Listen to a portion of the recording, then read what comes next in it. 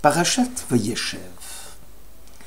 Il arriva, après ces faits, que la femme de son maître jeta les yeux sur Joseph et lui dit « Viens reposer près de moi. » Il s'y refusa en disant à la femme de son maître « Vois mon maître, ne me demande rien dans sa maison. » Et toutes ses affaires, il les a remises en mes mains. Il n'est pas plus grand que moi dans cette maison, et il ne m'a rien défendu sinon toi, parce que tu es son épouse. Et comment puis-je commettre un si grand méfait et offenser le Seigneur? Genèse 39. Le traité Yoma 35 précise que Joseph, par son comportement, oblige et engage les mécréants. On dit au pervers, dit le Talmud, « Pourquoi ne t'es-tu pas intéressé à l'étude de la Torah ?» Celui-ci répond, « C'est parce que je me sentais beau garçon et occupé à satisfaire ma passion. » On lui répliqua alors, « Peux-tu dire que ton bel aspect était supérieur à celui de Joseph? » On a dit de Joseph le juste que la femme de Potiphar essayait de le séduire par des paroles.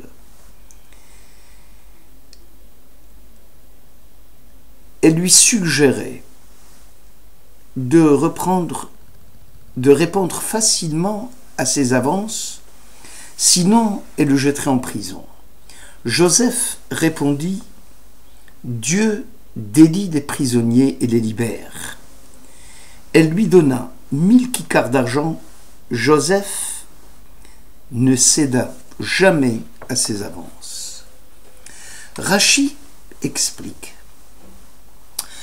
que chaque fois que Madame Potiphar s'approchait de Joseph, le portrait de Jacob, père de Joseph, lui apparaissait et probablement l'avait aidé à échapper à la question et aux avances de Madame Potiphar. La question est, si la physionomie de Jacob avait épargné à Joseph de ne pas succomber à l'épreuve, en quoi cela va-t-il obliger les mécréants qui, eux, n'ont pas le mérite de contempler une apparition quelconque qui aurait pu aussi les sauver? Rachi commente, Jacob chercha alors à vivre dans la quiétude, mais fut rattrapé par la tragédie de Joseph. Dieu dit alors, n'est-il pas suffisant pour les justes d'avoir un repos dans l'au-delà, que déjà ils réclament aussi de la quiétude dans ce monde ici-bas? Le monde dans lequel nous vivons est loin d'être un long fleuve tranquille. L'homme est chargé d'une responsabilité cosmique. Le monde était placé à sa disposition et toutes les actions de l'homme se représentent dans l'univers. Et l'homme qui s'attache à Dieu ne se sert du monde que dans la stricte mesure du nécessaire pour ses fins, pour des fins élevées. L'homme, disent nos sages, entraîne l'homme dans sa propre ascension, ou dans le cas contraire, c'est l'homme qui abaisse le monde avec lui. L'homme mène un combat acharné contre le mauvais penchant qui l'empêche d'observer les commandements et à corrompre la sincérité de ses actes, d'où la nécessité d'un effort constant de purification et de sanctification intérieure et extérieure. Chaque bataille gagnée contre le mauvais penchant purifie l'âme et la renforce, car l'homme n'a été créé que pour se délecter dans les délices du Seigneur et jouir de la splendeur de sa présence, écrit le Chaim Lusato dans le Sentier des Justes. Ce fut là l'erreur de Jacob, qui chercha à vivre tranquillement dans un monde tourmenté.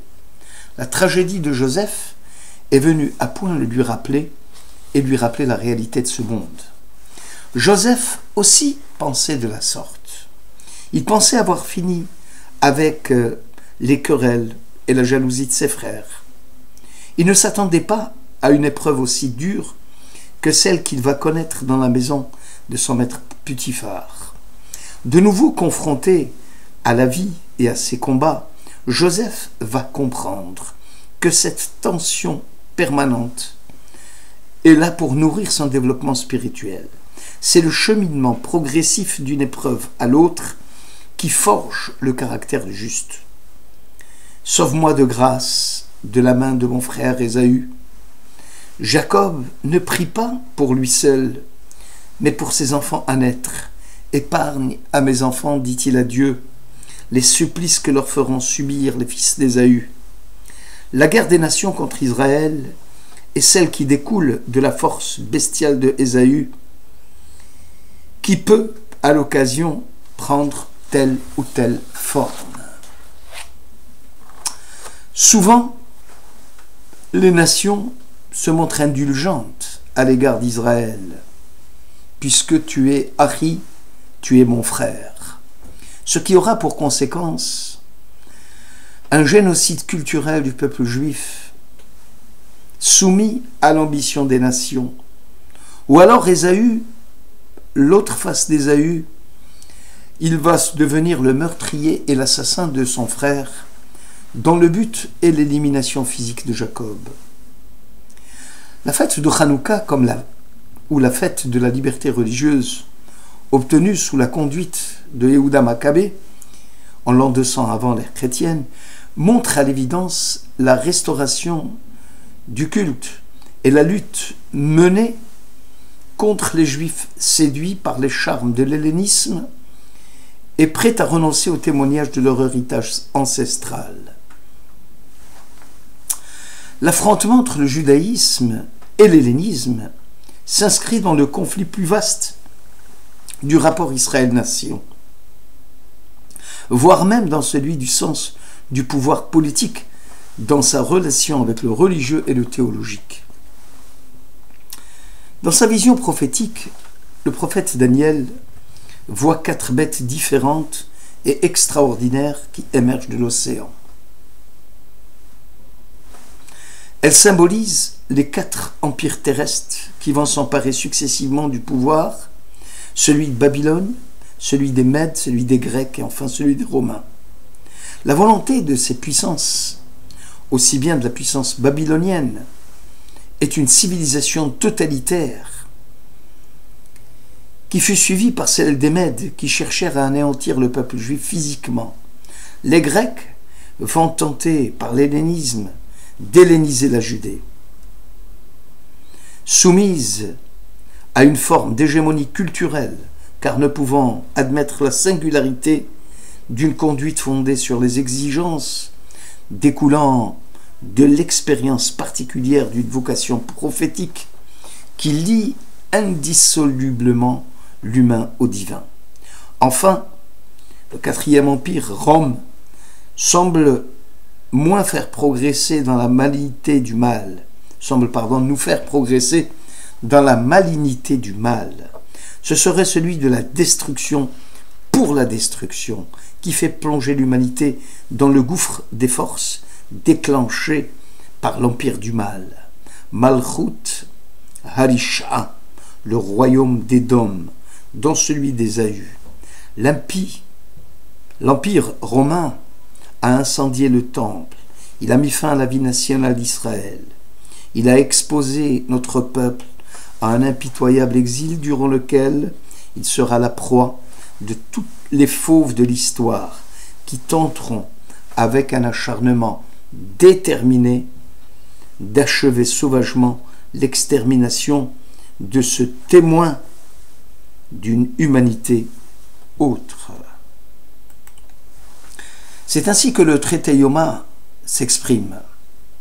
Les habits d'Omadin Potiphar s'habillaient le matin étaient différentes de ceux du soir. La sympathie des nations vis-à-vis d'Israël change aussi rapidement au gré des situations géopolitiques et de leurs intérêts propres. Les nations courent le risque inévitable de tomber dans la divinisation de leur puissance et de succomber à la violence inhérente à toute vie politique laissée à elles-mêmes. Elles ne peuvent éviter de se développer des structures d'un ordre qui se prend lui-même comme but suprême de son pouvoir. Les nations, à l'instar d'Ésaü, à quoi sert, disait Ésaü, le droit d'aînesse? Elles sont coupées de la source de leur déploiement et sont entraînées à exclure toute transcendance. Israël rompt l'immanence et éveille les nations à Dieu. Joseph, qui rappelle à Madame Potiphar « Comment pourrais-je offenser Dieu ?» montre que la vocation d'Israël est d'être témoin de l'absolu, porteur et responsable d'une loi révélée, introduisant dans l'histoire afin de l'aiguillonner et surtout de l'orienter.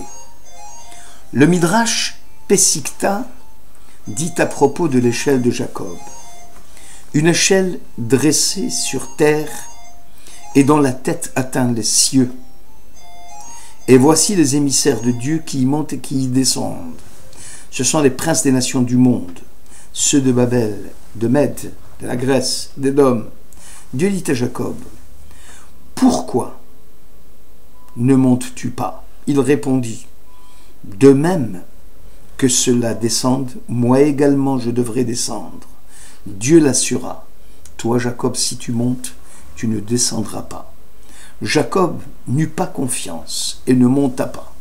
Dieu répondit, « Puisque tu as manqué de foi, tes enfants seront soumis dans ce monde à ces 4 empires. » Ce texte met en relief les inquiétudes d'Israël pour participer à une histoire forcément placée sous le signe des échecs et des chutes, marquées par la finitude et qui porte en elle les germes d'un inévitable déclin. Israël, comme Joseph en Égypte, est le témoin d'une vie placée sous le signe de l'alliance. Madame Potiphar a tout essayé, la séduction, la passion, la patience, la menace, rien n'y est fait. Les nations du monde ont tour à tour expérimenté toutes les stratégies possibles pour détourner Israël de sa vocation ontologique. Hélas, pour elle, en vain. Face aux empires puissants, mais mortels, Israël a pu ainsi, grâce à sa relation unique avec Dieu, se maintenir dans l'existence. Faible, mais indestructible. Le Maharal de Prague attribue cela au Koach Nivdal, le symbole de la force métaphysique implantée en Israël, qui lui aurait permis non seulement de ne pas succomber aux empires, mais également de contribuer à leur chute et de participer à la construction du royaume de Dieu. Si Israël a pu résister aux assauts furieux des impérialismes contre lui, c'est que d'Israël émanait une force spirituelle métaphysique qui puisait aux sources de l'infini la possibilité de son renouvellement permanent. Chaque patriarche a servi Dieu d'une manière singulière. Abraham, concernant la générosité chesed, Yitzhak, la rigueur, Din, Jacob, troisième de la lignée, donna à cette catégorie sa plénitude émet, qui est la synthèse des 2 premières vertus incarnées. Or, la vérité est une et indivisible. À ce titre, Jacob, sur le plan de l'histoire collective de la nation juive, est représentatif de ce qui est le signe caractéristique d'Israël, c'est-à-dire être le témoin de l'unique.